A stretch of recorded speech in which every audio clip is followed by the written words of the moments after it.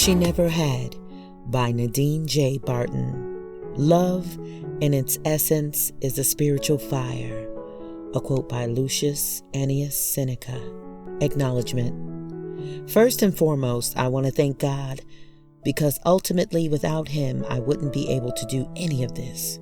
I would also like to acknowledge and thank my beautiful mother, Marceline, who has always encouraged me and uplifted me throughout the tough times in my life. I would like to say, Mom, whatever I've gone through in life and growing up without you was never your fault. Those were the toughest times without you. You wanted the best life for me, and I appreciate that. Thank you for all the beautiful prayers you've prayed and all of the motherly instincts that you've given me. Special thank you to my brothers and sisters who have always been there in my corner. Michael, Janice, Karen, and Horace. I love you guys. I also want to give a special thank you to Ciandra for encouraging me to write, literally forcing me to jot down my thoughts and all the positive words and prayers that you and your family have given me throughout the tough times. Thank you to all my friends that came to my rescue and were genuinely there for me. Thank you to all the haters who didn't think that I would have the capabilities of writing. You've given me more fuel to put in my fire. I would also like to thank anyone who's uplifted me and given me positive advice and has taught me something. Last but not least, I thank all of my readers, especially the ones who already knew me, my story, and believing in me. Introduction. The love she never had. Love. What is it? Is it just a feeling, infatuation, or a mere desire for a better half, a companion that makes the world a beautiful place to live in? No, love is the core of all feelings. It transcends what human desires are. It might be one of the most complicated things in this world, but it stays true to those who accept it and to those who have found people who love them for who they are. Love is complicated. It might be the reason you feel uneasy out of the blue when something bad has happened to someone you love. Alternatively, if you're happy, something good may have happened to someone you love, or you might have achieved something you love. Love creates connections between people. If someone makes you excited, it is because you love them. Love can be your strength, and it can also be your weakness. It can make you a better person, and it can destroy you. It is what makes you feel alive, and it is not just common among humans, but also among other living things too. Or why else would your dog be so happy to see you if it doesn't feel connected with you? With these endless descriptions of love, how do you know that you're in love? How important is the unconditional love that you feel for someone else? Most importantly, do you ever think that you are capable of love, or that someone out there could love you with every fiber of their being? Over time, a voice in your head could have indicated that you are less of a person, that unlike everyone else, you are unlovable. That voice is your self-esteem crashing within you. It is the voice of self-hate, and what it does is to destroy every pride within you until you expect that everything in the world turns its back to you. That voice has been lying to you, and you have to fight back and realize that your life is just as valuable as everyone's is. Rich, poor, young, elder, balanced mind or not, everyone has a purpose and is worthy of being loved. You can find love even in the least expected of places, and love can find you too at the time you least expect it. There are several ways that you can determine that you are in love. There isn't a specific yardstick, but here are a few things to look out for. Number 1, you smile brighter as days pass by. 2, your perspective of the world has suddenly changed. 3, you have become incredibly optimistic. 4, a glance from someone washes away your worries. 5, you care about someone more than you care about yourself. 6, your mood has become dependent on someone's mood. 7, making small eye contact with someone unleashes incredible excitement within you. 8, The thought of losing someone frightens you. 9. You never get tired of looking or admiring someone. 10. When you cherish every moment you spend with someone. 11. Your life has become more colorful and you feel motivated every single day. Unsurprisingly, love is not limited to the person you are in a relationship with, sexual or not. You also love your parents, your siblings, your pets, your goals, your religion, your hobbies, and your food, etc. Still, why is love most exciting when it's with the person you are dating? This is because you have to work hard and earn their love, unlike the love from your parents, which is natural and unconditional. You have to deserve the love you get from those you are in a relationship with. This is one of the few reasons love can be so complicated. There were times in the not so far past where people would sacrifice everything for love, but that trend has changed.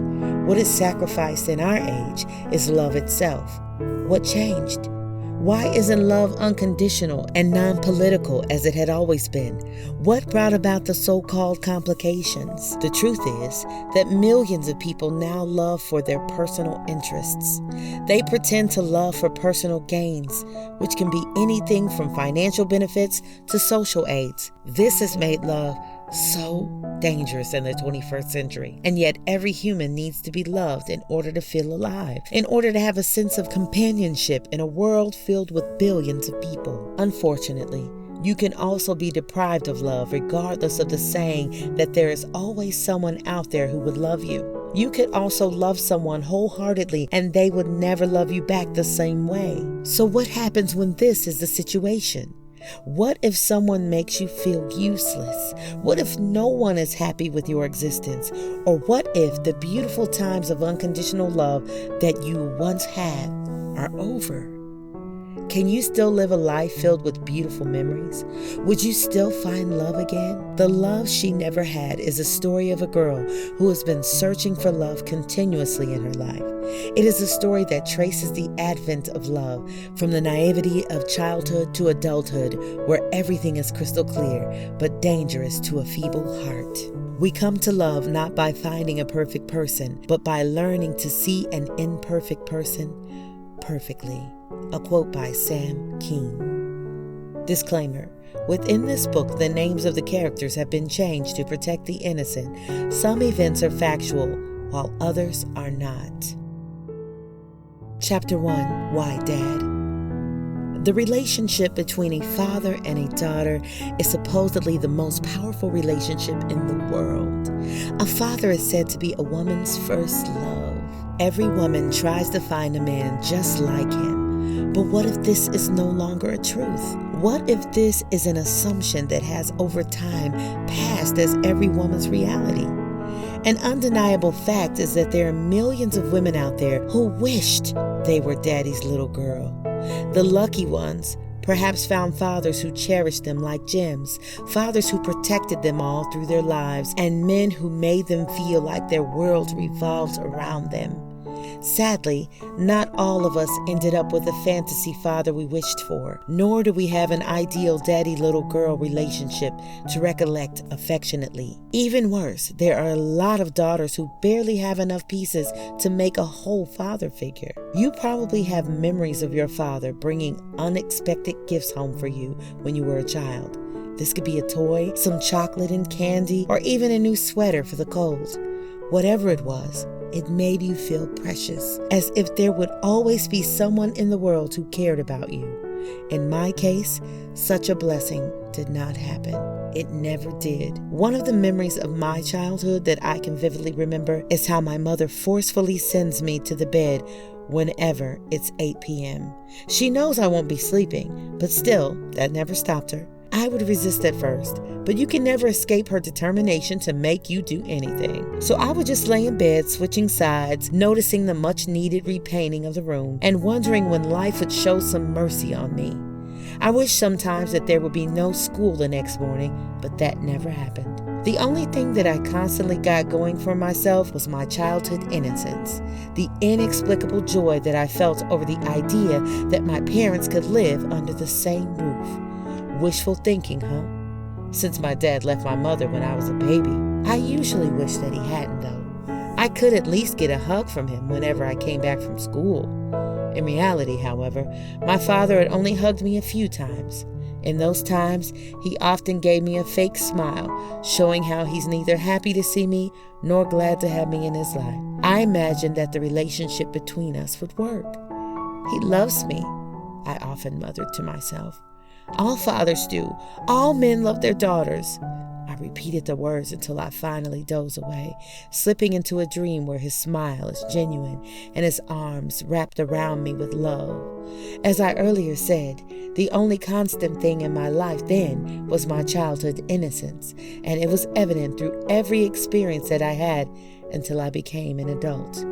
Another memory close to the one involving my father having a fake smile on his face is the several times he didn't celebrate my performances in school. Several parents have one basic expectation from their child, that he or she should focus on his or her studies. They are always very happy to see an A grade on their child's report card. They feel all their hard work is paying off, but this is nothing like my father. Whenever my friends get A's on their report cards, their families would go out for dinner at a fancy restaurant, and their fathers would always tip more than usual. These small gestures really show how much parents care about their children, especially how to motivate them to maintain their grades in the future. This sort of motivation was absent in the home that I grew up in. I am unfamiliar with the feeling of receiving gifts for good grades or even expecting much after working hard to pass the term. Final term is always hard for everyone, but for me, it could not get harder. All my friends would study hard, not for grades, but for the gifts or rewards that they would get from their parents. I remember that one of my friends was promised a PlayStation if she gets an A, while another friend was promised a whole weekend trip with her family. Whenever I was asked about what I was promised by my father, I would often try to buy more time to come up with a good lie by saying, "It's always a surprise for me. There's something new every year." My friends were always thrilled with this response, so none of them caught the emptiness in my eyes or the fake enthusiasm in my voice. By the time the new term began, I extended the lie by giving a detailed description of how I was surprised with a gift or taking out to the park for a picnic by my father. What is more horrible than having the lie to convince my friends that I have a father just like theirs is how the last day of each term is always different for me. My dad never shows up on those days, so the school often hands over the report card to me, expecting that I show it to him. He also didn't go to any of my track meets, much more parents and teachers meetings. Lacking this fatherly love affected feelings that I have towards some of my friends. Betty, for instance, would often take me to her home during any of the celebrations over her good grades. Her family were nice people, but seeing them preparing a party for Betty's good grades made me frustrated. It made me more desperate to have the love and attention of my family. With these negative feelings growing inside of me, I still get home to face my father's displeasure. He isn't always happy that I spend time in people's homes or hang out with my friends, and this isn't a good experience for any child. Upon entering the house after Betty's father drops me off, my father would say, "Where have you been?" in a clear, disapproving way. I stutter whenever I tell him where I've been. Sometimes I just stare at the floor, trying to keep the tears from my eyes. I quietly wish that everything could change, and he would for once do what other fathers do, love me immeasurably. But this never happened. It is always a frown on his face against the tears in my eyes, and that never bothered him. My father made me nervous whenever he talked to me. We lived in one of the apartments on the second floor of a 3-story building in the Bronx, yet his coarse voice manages to slip through the door and rattle all over the second floor. When he's done yelling at me, I would quietly go into my room wishing he wouldn't grab me and beat my ass. Sometimes he does. Most times he doesn't. I wish I could yell out my frustrations to him, though. At least throughout the time we stayed under the same roof, he was just so nonchalant about my happiness, and I couldn't figure out why. Maybe I should have told him he isn't the best example of a father, or that he doesn't fool me with that fake smile on his face all the time. Or yes, maybe I should tell him that I've been tensed about the report card he never cared about. I groan whenever I finally get in the room and try to forget how angry he is that I've gone to a friend's home to celebrate their success. My performance in school, surprisingly, wasn't the only thing my father didn't care about. He had never asked how my day went. Neither did he bother to ask if I'm having a good life or facing any difficulties with my peers. It was always apparent that he never wanted a family, or it could be the case that he wanted one but desired to be left alone at the same time. Whichever it was, I found myself disliking him for it. I might have been innocent as a child, but I wasn't foolish. I knew he didn't love me, and there wasn't anything I could do about it.